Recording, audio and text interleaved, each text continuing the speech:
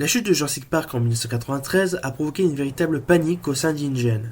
Entre la pression médiatique autour de l'affaire Ian Malcolm, les opérations menées sur Isla Nublar dont on en parlera très prochainement, et la nécessité de repenser l'avenir de la firme. La société tente tant bien que de mal de se relever, et quoi de mieux que de faire les mêmes erreurs que son prédécesseur. Bref, bonjour à toutes et à tous, c'est Jurassic Stream, et aujourd'hui nous allons revenir sur un projet fascinant, celui de Jurassic Park San Diego, de sa création à ce qu'il aurait pu devenir.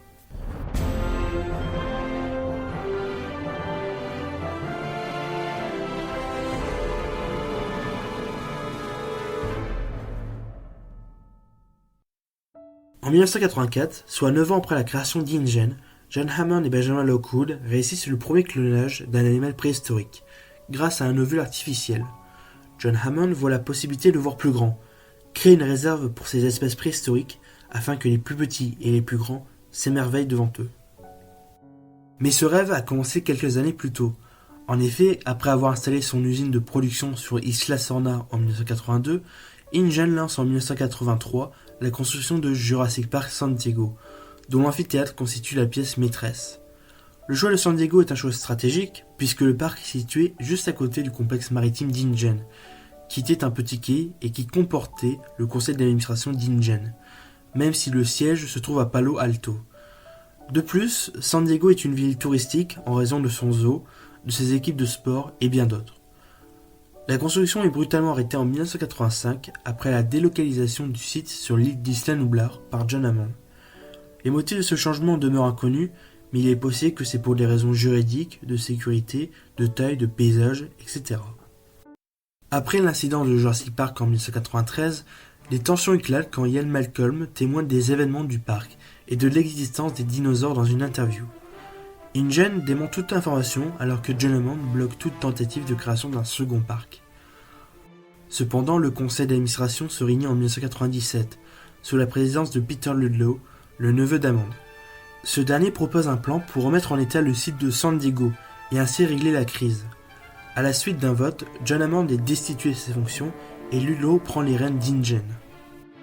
Peter Ludlow crée une équipe de chasseurs dirigée par Roland Tambo et Ajay Sidhu. L'objectif était de ramener les dinosaures d'Isla Sorna sur le continent et ouvrir le parc le mois suivant. Le projet tourne au fiasco quand l'équipe des cueilleurs menée par Ian Malcolm et créée par Hammond sabote le plan des chasseurs en libérant les dinosaures. Et s'ensuit une mission de survie et de quitter l'île au plus vite.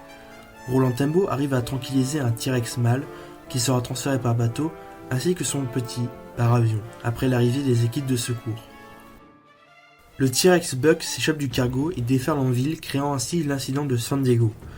Ian Malcolm et Sarah Harding rentrent dans l'amphithéâtre afin de récupérer Junior, qui était dans l'infirmerie, pour ensuite ramener le père dans le cargo du SS Venture. Après cet énorme événement médiatique, le projet d'InGen de Jurassic Park San Diego est abandonné à nouveau, et n'est plus mentionné par la suite.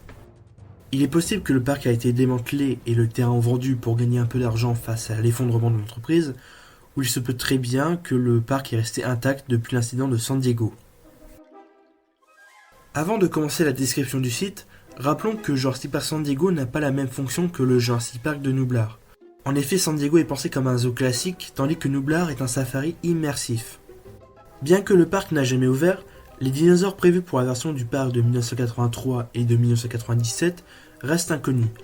Mais selon la scène de chasse et du camp, le parc prévoyait d'accueillir des Compsognathus, des Gallimimus, des Pachycephalosaures, des Parasaurolophus, des Stégosaures et des Triceratops. Il est intéressant de noter qu'aucun carnivore n'était prévu dans le parc, mis à part le Compsognathus. De plus, selon les concept arts montrés dans la scène du camp, il était également prévu des sauropodes comme des Brachiosaures ou des Mamenchisaures et aussi des Vélociraptors. Concernant la forme du parc, il existe énormément de modèles différents sur les œuvres.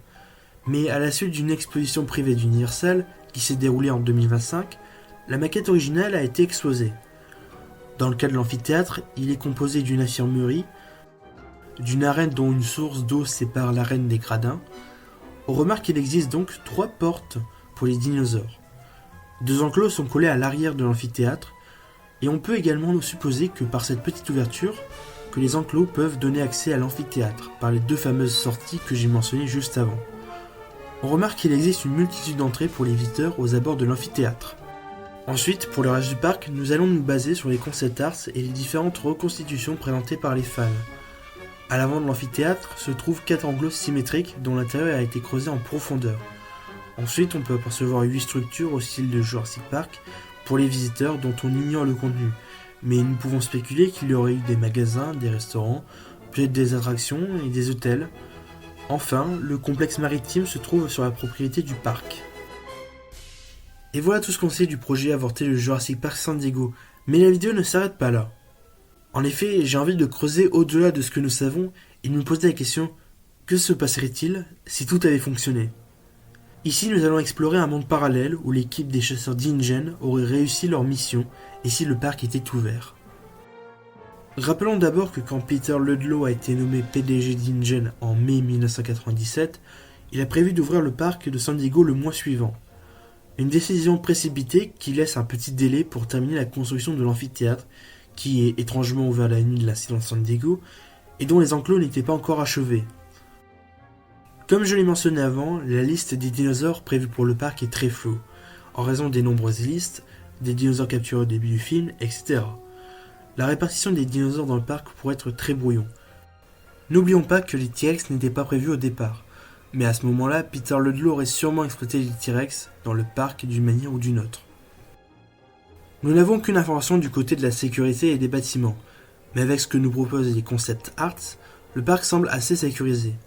Mais n'oublions pas qu'à la base le roman de Michael Crichton est un techno-thriller, et nous avions pu voir qu'InGen avait du mal à utiliser ces nouvelles technologies et qu'elles sont parfois défaillantes. Ce qui peut être dangereux pour la sécurité, sachant qu'il n'y a sûrement pas de bunker, de tunnels, d'espace pour les employés, etc. Nous savons que San Diego peut subir un grand danger si un dinosaure s'évade pour les carnivores comme pour les herbivores, comme nous le montre le film.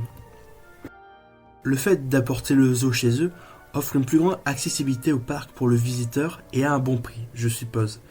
Et il va de soi que ce parc offre une plus grande accessibilité aux espions de Biosyn qui espionnaient déjà InGen pendant et après la chute de Jurassic Park. J'en ai commencé à parler dans ma vidéo sur Isla Sorna qui a connu un grand succès et je vous en remercie.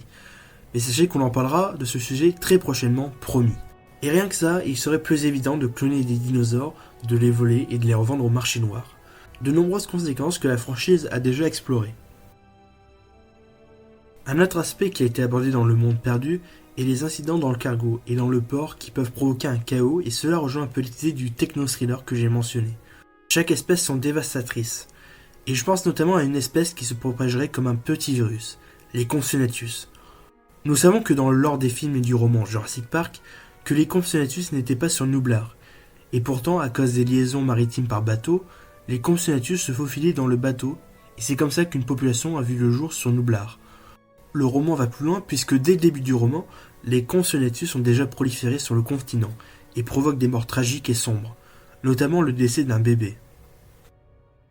Une dernière idée qui a été vue dans Jurassic World Renaissance est le climat. Je ne vais pas me concentrer à l'idée que les dinosaures n'arrivent pas à s'adapter dans 5 ans, dans 10 ans ou dans 20 ans au climat. Mais nous savons que le climat de San Diego est très spécial, puisque cette région bénéficie d'un coin assez sec et non tropical. Donc nous pouvons lancer une question à ce sujet, si certains dinosaures sont vraiment adaptés à ce climat. Jurassic Park de San Diego est peut-être l'un des projets le plus intrigants pour les fans de la franchise, qu'on aime Le Monde Perdu ou non. Un parc minimaliste qui avait tout pour plaire, afin de réaliser le rêve de John Hammond et le rêve de tout enfant, celui d'enfin apercevoir des dinosaures en chair et en os. Selon vous, le parc de San Diego était-il la pire idée dans la longue et triste histoire des mauvaises idées ? Voulez-vous que ce parc revienne dans un spin-off de la franchise ? Est-ce que le parc aurait fonctionné d'après vous ? N'hésitez pas à exprimer vos avis en commentaire. Voilà, c'est tout pour cette vidéo, j'espère que vous l'avez appréciée. N'hésitez pas à liker cette vidéo, à vous abonner, à activer la cloche de notification pour les prochaines vidéos, à partager cette vidéo avec vos amis fans de la franchise Jurassic Park. Quant à moi, je vous souhaite une très bonne journée et je vous dis à la prochaine pour de nouvelles vidéos.